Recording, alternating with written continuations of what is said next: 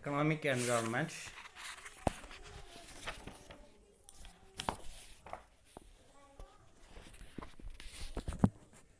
We have already discussed economic environment and its factors, growth strategy, economic systems, economic planning, national income and per capita income, human resource. Then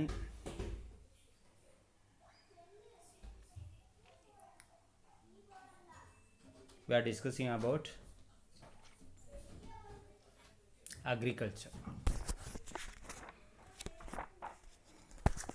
Agriculture. The talk about India's eminent position in IT, BPO, pharmaceuticals and auto components is the only recent happening. ഇപ്പോൾ അടുത്ത കാലത്ത് മാത്രം രൂപം കൊണ്ടതാണ് IT, BPO, pharmaceuticals എന്നൊക്കെ auto components ഒക്കെ. But for a long time, ഒരുപാട് ദീർഘകാലം the country has been known for strong hold agriculture. അഗ്രികൾച്ചറിൽ വലിയൊരു സ്വാധീനമുള്ള ഒരു രാജ്യമായിരുന്നു ഇന്ത്യ. ഇന്ത്യയുടെ പ്രൈമറി സെക്ടറായിരുന്നു അഗ്രികൾച്ചർ എന്ന് പറയുന്നത്. അതുതന്നെ has been feeding millions of mouth and keeping as many people economically occupied. ഒരുപാട് ആളുകൾ എക്കണോമിക്കലി ഓക്കുപ്പൈഡ് ആക്കാനും ഒരുപാട് ആളുകളുടെ ലിവ്ലിഹുഡിനും പ്രൈമറി സെക്ടറായിട്ടുള്ള അഗ്രികൾച്ചർ കൊണ്ട് കഴിഞ്ഞിട്ടുണ്ട്. In addition it is contribution to national income. നമ്മളെ നാഷണൽ ഇൻകത്തിന് കോൺട്രിബ്യൂട്ട് ചെയ്യുന്നതിനോടൊപ്പം തന്നെ ഫെസിലിറ്റേറ്റിംഗ് ഇൻഡസ്ട്രിയൽ ഡെവലപ്മെൻറ്റിന് ഫെസിലിറ്റേറ്റ് ചെയ്യും. And enabler of capital formation എന്ത് ചെയ്യുന്നു, സാധ്യമാകുന്നു. ഫസ്റ്റ് നമ്മുടെ ആദ്യത്തെ ഇന്ത്യയുടെ സെൻസസ് ഒക്കെ എടുത്ത് നോക്കുമ്പോൾ ഏറ്റവും more fertile parts of the Indo Gangetic plain ഗംഗയുടെ ആ ഒരു തീരങ്ങളിലാണ് ഏറ്റവും കൂടുതൽ ഹയർ പോപ്പുലേഷൻ ഡെൻസിറ്റി ഉണ്ടായിരുന്നത്. Than several industrialised countries in യൂറോപ്പിലെ ഇൻഡസ്ട്രിയലൈസ്ഡ് കൺട്രീസിനേക്കാളും അധികം പോപ്പുലേഷൻ ഡെൻസിറ്റി ഉള്ളൊരു പ്രദേശമായിരുന്നു അത്. അതിൻ്റെ കാരണം എന്താണെന്ന് വെച്ചാൽ അവിടുത്തെ ട്രോപ്പിക്കൽ ക്ലൈമാറ്റ്, അതുപോലെ rice cultivation, natural fertility and predominance of vegetarianism ഇതായിരുന്നു അവരുടെ ആ രീതിയിൽ പോപ്പുലേഷൻ ഡെൻസിറ്റി അവിടെ കൂടാനുള്ള കാരണം. For long time the share of agriculture in GDP was significant. നമ്മുടെ അഗ്രികൾച്ചർ GDP എന്തായിരുന്നു, വലിയൊരു പങ്ക് വഹിച്ചിരുന്നു. 1950-51 കാലഘട്ടം മുതൽ 60 കാലഘട്ടം വരെയുള്ള ഒരു പീരീഡിൽ 56% GDPയുടെ 56% എന്തായിരുന്നു, അഗ്രികൾച്ചർ ആയിരുന്നു. ദെൻ അത് കുറഞ്ഞ് 47, ദെൻ 42, ദെൻ വീണ്ടും കുറഞ്ഞ് 2001-2004 കാലഘട്ടത്തിൽ ആകുമ്പോഴേക്ക് 22.8% ആയി കുറഞ്ഞു. ദെൻ 2004-05 ആകുമ്പോഴേക്ക് അത് 20.8 ആയി കുറഞ്ഞു. ദെൻ 2009-10 ആകുമ്പോഴേക്ക് 14.6% ആയി കുറയുകയുണ്ടായി.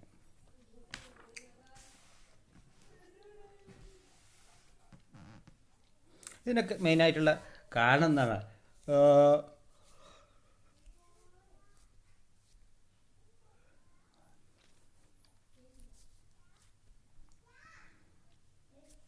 അഗ്രികൾച്ചറിൽ നിന്ന് ആളുകൾ എന്ത് ചെയ്തു, പിന്നോട്ട് പോയി എന്നുള്ളതാണ്. നമുക്ക് ഡീറ്റെയിൽ ആയിട്ട് അങ്ങോട്ട് പറയാം. What is interesting in the Indian context, the predominance of agriculture.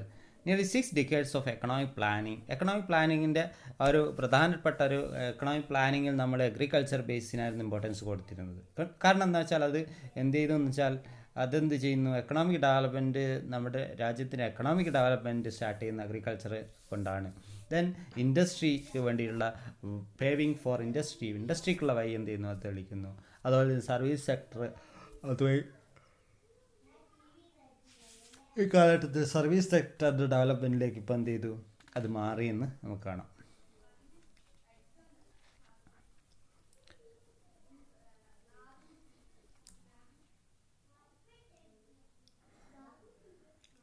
നമ്മൾ അഗ്രികൾച്ചറിലേക്ക് എന്ത് ചെയ്യുന്നു, നമ്മുടെ റിസോഴ്സസിനെ എന്ത് ചെയ്യണം, ശരിക്കും അഗ്രികൾച്ചറിലേക്ക് നമ്മൾ റിസോഴ്സസിനെ ഡൈവേർട്ട് ചെയ്യാനുള്ള മെയിൻ കാരണം എന്താണെന്ന് വെച്ചാൽ അത് removing poverty and eliminating hunger എന്നുള്ളതാണ്. ഹങ്കറിനെ എലിമിനേറ്റ് ചെയ്യുകയും പോവേർട്ടി റിമൂവ് ചെയ്യുകയും ചെയ്യുന്ന ഒന്നാണ് ഈ ഒരു അഗ്രികൾച്ചർ എന്നുള്ളത്. മാത്രമല്ല റൂറൽ എക്കണോമിക്ക് ഇൻകം അഡീഷണലായിട്ട് ഇൻകം എന്ത് ചെയ്യുന്നു നൽകുന്നതിൽ ഈ ഒരു അഗ്രികൾച്ചർ വലിയൊരു പങ്ക് വഹിക്കുന്നുണ്ട്.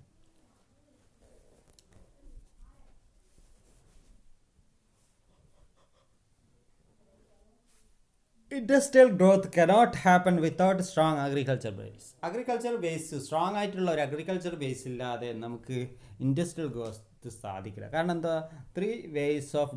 Three ways demonstrate the dependence of industry and agriculture. അഗ്രികൾച്ചറും ഇൻഡസ്ട്രിയും ഡിപ്പെൻഡ് ചെയ്യുന്ന ഒരു 3 രീതിയിൽ പരസ്പരം ബന്ധപ്പെട്ട് കിടക്കുന്നതെന്ന് പറയാം. അതിലൊന്നാണ് പ്രൊഡക്ഷൻ ലിങ്കേജ്. പ്രൊഡക്ഷൻ ലിങ്കേജ് ഉണ്ട് ഇൻഡസ്ട്രിയും അഗ്രികൾച്ചറും തമ്മിൽ. അത് പ്രൊഡക്ഷൻ ലിങ്കേജ് ഉണ്ട്. അതേപോലെ തന്നെ ഡിമാൻഡ് ലിങ്കേജ് ഉണ്ട്, സേവിങ് ആൻഡ് ഇൻവെസ്റ്റ്മെൻറ്റ് ലിങ്കേജ് ഉണ്ട്. എന്താണ് what is production linkage? Production linkage occur because agriculture is both a recipient and supplier to industry. Agriculture എന്താണ്? റെസിപ്പിയൻ്റ് ആണ്, അതോടൊപ്പം തന്നെ സപ്ലയർ ആണ് ഇൻഡസ്ട്രിയുടെ.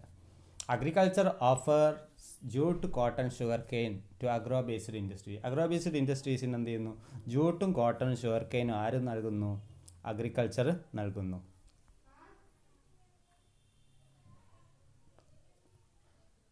Then in turn fertilizers, machinery and electricity from industry. ഇൻഡസ്ട്രിയിൽ നിന്ന് electricity, fertilisers, machinery ഒക്കെ എന്ത് ചെയ്യുന്നു? അവർ വാങ്ങിക്കുകയും ചെയ്യുന്നു. This interdependency is a age old and is firmly entrenched. ഇതൊരുപാട് ലോങ് പീരീഡുള്ള interdependence ആണ്. It is also pointed out by economists that 10% growth in agriculture would increase industrial output by 5%. ഒരു 10% അഗ്രികൾച്ചറിലൊരു വികാസം സംഭവിക്കുകയാണെങ്കിൽ 5% ഒരു ഇൻഡസ്ട്രിയൽ ആയിട്ടുള്ള ഒരു ഡെവലപ്മെൻറ്റ് ഔട്ട്പുട്ട് അതിൽ നിന്നുണ്ടാവും എന്നാണ് പറയുന്നത്. Then next, demand linkage. Demand linkage between agriculture and industry are equally strong. അഗ്രികൾച്ചറും ഇൻഡസ്ട്രിയും ഡിമാൻഡ് ലിങ്കേജിൻ്റെ കാര്യത്തിൽ എന്താണ്? ഈക്വലി സ്ട്രോങ് ആണ്. Urban income and industrialisation have impacted demand for food and agricultural raw materials. ഫുഡിന്, agriculture raw മെറ്റീരിയൽസിനെയും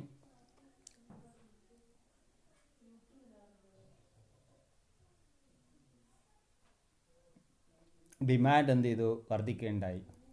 rural income has changed consumption pattern of people. Rural income എന്ത് ചെയ്തു? Consumption pattern changes ഉണ്ടാക്കി. ആ changes there is increase demand four TVs and white goods, അതേപോലെ തന്നെ motor bikes, cell phones മുതലായ സാധനങ്ങൾ, മുതലായ ഗുഡ്സ് എന്ത് ചെയ്യുന്നു? ഡിമാൻഡിൽ ഇൻക്രീസ് ഉണ്ടാക്കി എന്നുള്ളതാണ്. ഇത് പരസ്പരം എന്താണ്? അഗ്രികൾച്ചറും ഇൻഡസ്ട്രിയും എങ്ങനെ ഡിമാൻഡ് ലിങ്കേജ് ഉണ്ടെന്ന് വ്യക്തമാക്കുന്നു.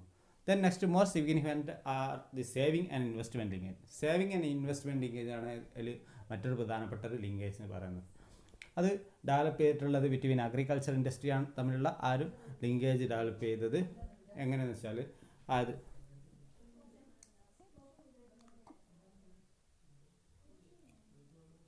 അത് പ്രൈവറ്റ് ഇൻവെസ്റ്റ്മെൻറ്റിനെയും പ്രൈവറ്റ് സേവിങ്ങിനെയും ഇൻവെസ്റ്റ്മെൻറ്റിനെയും മാത്രമല്ല, ഗവൺമെൻറ് സേവിങ്സിനെയും എക്സ്പെൻഡിച്ചറിനെയും അതെന്ത് ചെയ്യുന്നുണ്ട്? സ്വാധീനിക്കുന്ന ഒന്നാണ്. അത്തരത്തിൽ അഗ്രികൾച്ചറൽ ഇൻഡസ്ട്രി എന്ത് ചെയ്തിട്ടുണ്ട്? അഗ്രികൾച്ചറും ഇൻഡസ്ട്രിയും തമ്മിൽ investment linkage, savings and investment linkage ഉണ്ടെന്ന് പറയാം. നമ്മുടെ സോഴ്സ് ഓഫ് ലിവ്ലിഹുഡായി നിലനിൽക്കുകയാണെന്ത്? അഗ്രികൾച്ചർ.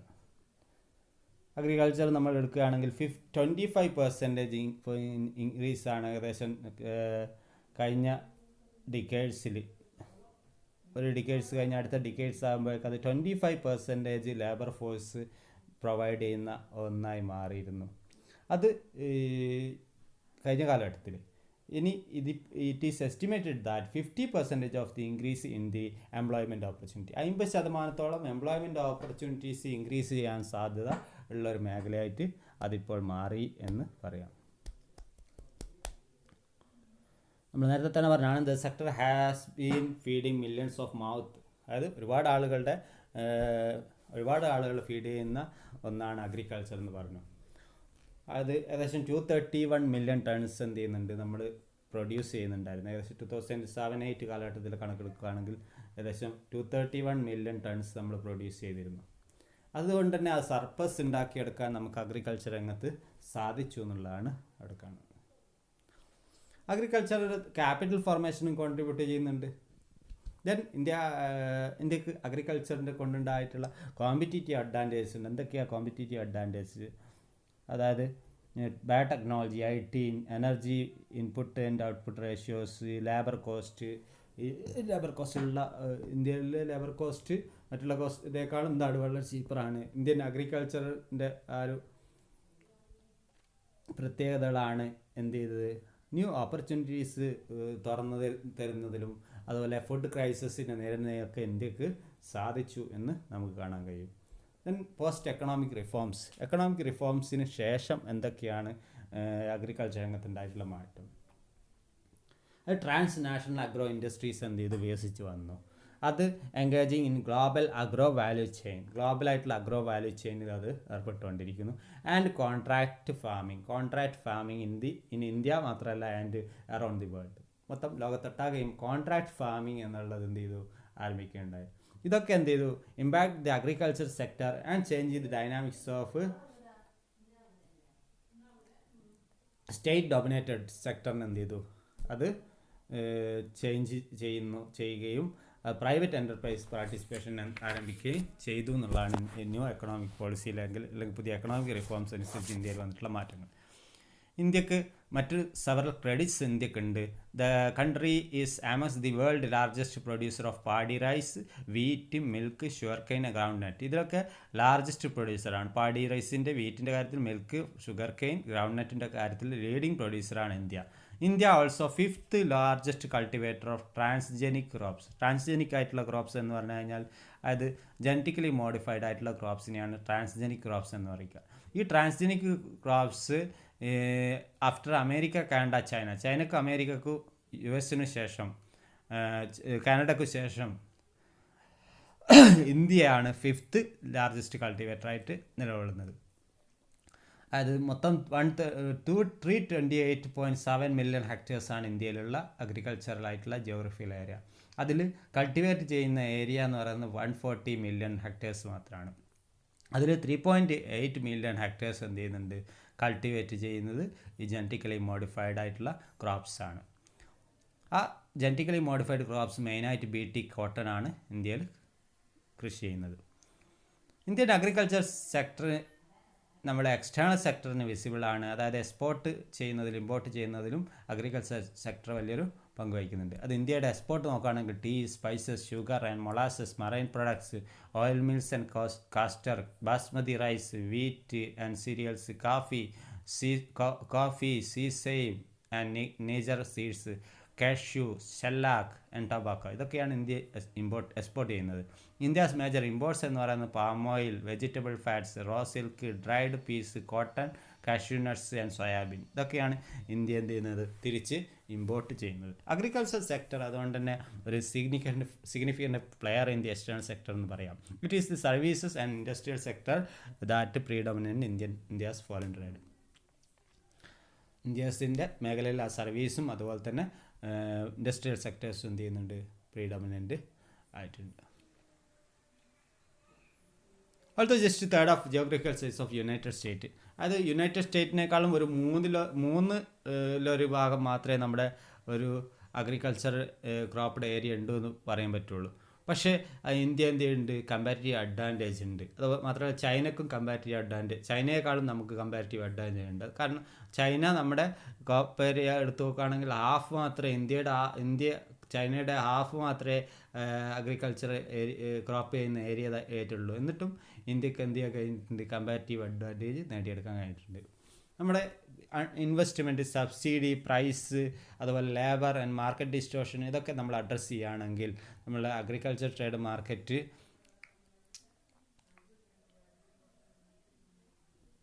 നമ്മൾ സബ്സ്റ്റാൻഷ്യൽ പ്രൊഡക്ടിവിറ്റി ഗെയിൻസിലൂടെ സൂപ്പർ പവറായി മാറാൻ പറ്റും എന്നാണ് പറയുന്നത്.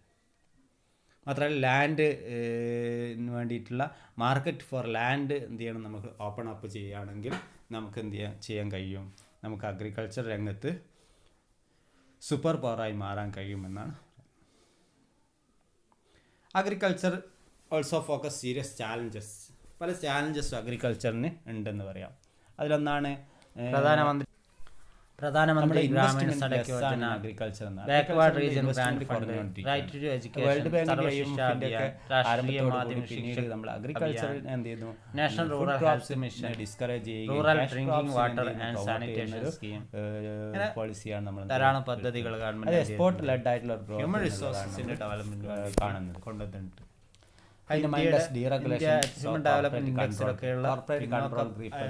അവസ്ഥയായിരുന്നു. 134 റാങ്കിലാണ് 187 കൺട്രീസിൽ. അതുപോലെ agriculture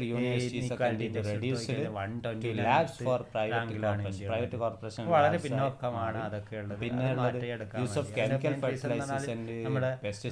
reproductive health, empowerment, labour ഫാമേഴ്സിന്റെ കോസ്റ്റ് എടുക്കുകയാണെങ്കിൽ 2500 മാത്രമായിരുന്നു ഒരു ഏക്കർ കോട്ടൺ. മാത്രമല്ല ശ്രീലങ്കയുടെയും ബംഗ്ലാദേശിനേക്കാളും ഇതൊക്കെ മാറ്റിയെടുക്കാൻ വേണ്ടിയാണ് എന്തുണ്ടായിട്ട് പോലും miracles of chemicals, pesticides and biotechnology, അതായത് ജെനറ്റിക്കലി മോഡിഫൈഡ് ക്രോപ്സ് ഒക്കെ ഉണ്ടായിട്ട് പോലും നമുക്ക് 30,000 ആയിട്ട് കോസ്റ്റ് വരുന്ന ഒരവസ്ഥയാണ് അഗ്രികൾച്ചർ.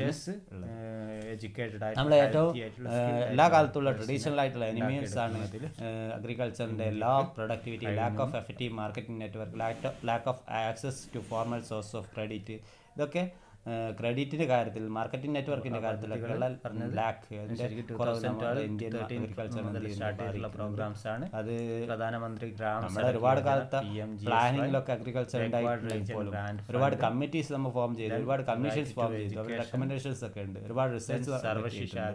പിന്നെ ഗവൺമെന്റ് മെഷീനറീസ് ഉണ്ട്, ഗവൺമെന്റ് ഡിപ്പാർട്ട്മെന്റ്സ് ഉണ്ട്, മിനിസ്ട്രി ഉണ്ട്, ബോർഡ്സ് ഉണ്ട്. ഇതൊക്കെ ഉണ്ടായിട്ട് പോലും നമുക്ക് അഗ്രികൾച്ചർ രംഗത്ത് പല പോരായ്മകൾ ഇപ്പോൾ problems relating to land and water degradation പ്രശ്നമാണ്. ലാൻഡ് അല്ലെങ്കിൽ സോയിൽ ഡീഗ്രേഡേഷൻ അല്ലെങ്കിൽ വാട്ടർ ഡീഗ്രേഡേഷൻ സംഭവിക്കുന്നു. അതിന് കാരണം എന്ന് വെച്ചാൽ സോയിൽ ഇറോഷൻ അല്ലെങ്കിൽ സോയിൽ സാലിനിറ്റി, വാട്ടർ ലോഗിംഗ് ഒക്കെ കൊണ്ടാണ്, എക്സസീവ് ആപ്ലിക്കേഷൻ ഓഫ് ന്യൂട്രിയൻസ് ഒക്കെ കൊണ്ടാണ് സംഭവിക്കുന്നത്. പിന്നെ ഓവർ എക്സ്പ്ലോയിറ്റേഷൻ ഓഫ് വാട്ടർ റിസോഴ്സസും നമുക്ക് ഉണ്ടെന്ന് പറയാം. അഗ്രികൾച്ചർ ഗ്രോത്തിന്റെ കാര്യം എടുത്ത് നോക്കിക്കഴിഞ്ഞാൽ അതിൽ വേണ്ടി കൊണ്ടുവന്നിട്ടുണ്ട്. അഗ്രികൾച്ചർ ഗ്രോത്തിൻ്റെ കാര്യം എടുത്ത് നോക്കിക്കഴിഞ്ഞാൽ ക്ലൈമാറ്റ് ചേഞ്ചും അതുപോലെ എക്സ്ട്രീം വെതറും സീരിയസ് ആയിട്ടുള്ള ഇംപ്ലിക്കേഷൻ ഫോർ അഗ്രികൾച്ചർ സെക്ടർ.